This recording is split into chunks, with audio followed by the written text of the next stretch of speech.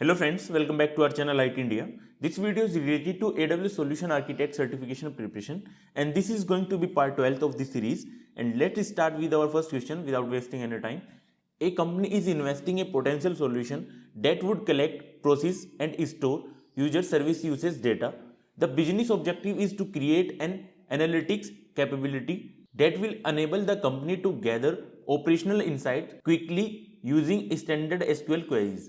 The solution should be highly available and ensure atomicity, consistency, isolation and durability, basically ACID compliance. In the data tier, which solution should a solution architect recommend? And here are the options. And correct option here will be option C. Use a fully managed Amazon RDS for MySQL database in multi-AZ design. And this is why, because RDS always confirms the ACID compliance, which is the requirement of the question. Moreover, there are two more reasons for the option C being correct. Standard SQL queries is the requirement in the question. You can see from here, which eliminates option A and option B, because it will not be satisfied if we go for option A and option B.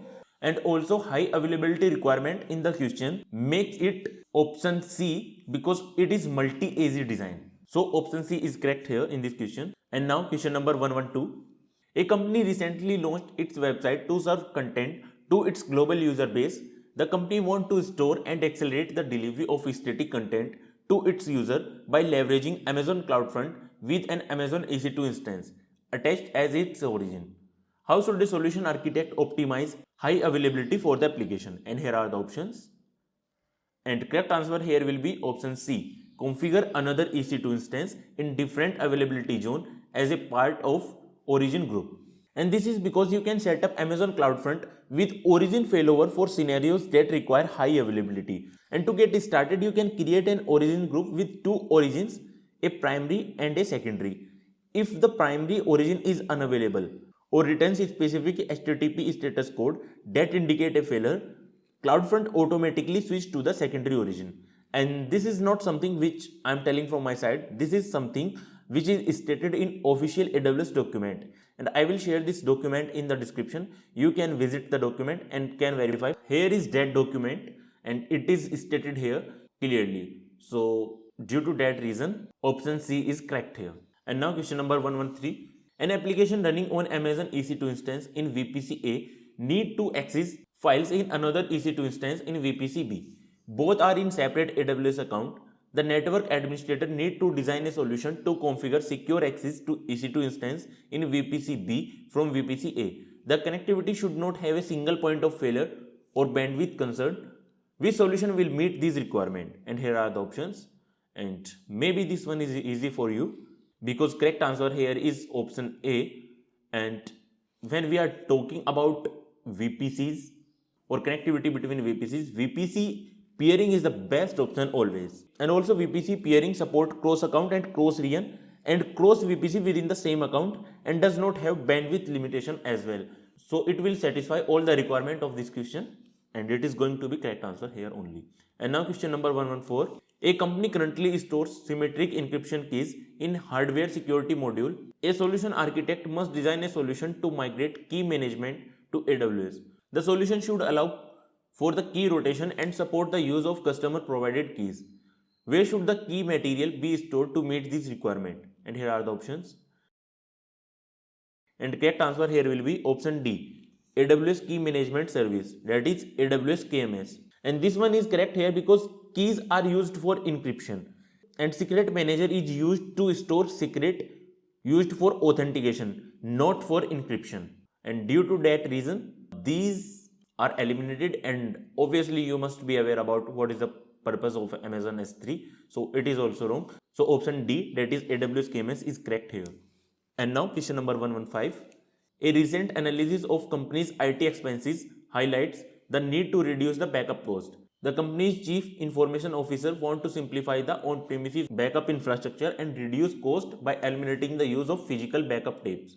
The company must preserve the existing investment in the on-premises backup application and workflows. What should a solution architect recommend? And here are the options. And correct answer here will be option D. Set up storage gateway to connect with the backup application using the ISCSI Virtual Tape Library VTL interface. And this one is correct because tape gateway enables you to replace using the physical tape on premises with virtual tape in AWS without changing the existing backup workflows. So option D is correct here. And now question number 116. A company hosts an application on Amazon EC2 instance that require a maximum of 200 GB storage space. The application is used infrequently with peaks during morning and evening. Disk I/O varies but peaks at 3000 IOPS. The chief financial officer of the company is concerned about the cost and has asked a solution architect to recommend the most cost-effective option that does not sacrifice the performance. Which solution should the solution architect recommend? And here are the options. And correct answer here will be option B. Amazon Elastic Block Store General Purpose SSD of type GP2. So this one is correct here because IOPS are reaching up to the limit of 3000. And if you go with cold HDD SC1, IOPS limit is 250. And if you go with GP2, then the limit will be 16,000. And if you go with IO1, the limit of IOPS will be 64,000.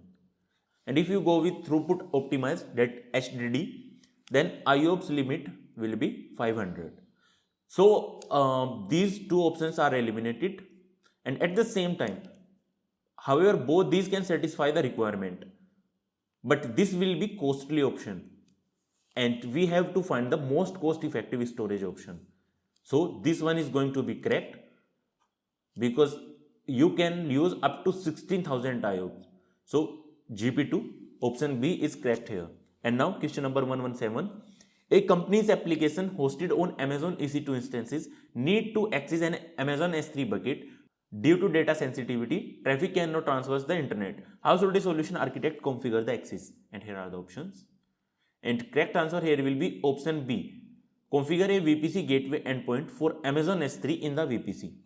And this is very obvious, and we have also discussed it in our previous question and previous videos as well. S3 and DynamoDB are the two services which uses VPC gateway endpoint. So due to this reason, option B will be correct here because these are only two services which uses VPC gateway endpoint. So there is no confusion as such, and this is going to be the correct answer. And now question number 118. A company has two applications and it wants to migrate to AWS. Both the application processes a large set of files by accessing the same file at the same time. Both the application need to read the files with low latency. Which architecture should a solution architect recommend for the situation? And here are the options. And correct answer here will be option D. Configure two Amazon EC2 instances to run both the applications. Configure Amazon Elastic File System, that is Amazon EFS, with general purpose performance mode and bursting throughput to store the data. And this one is correct here because here we are talking about concurrency. Both the application need to read and write the files at the same time.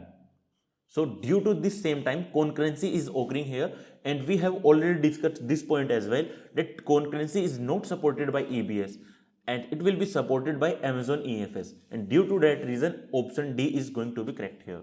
And now question number 119. An e-commerce company has noticed performance degradation of its Amazon RDS based web application. The performance degradation is attributed to an increase in the number of read-only SQL queries triggered by business analysts.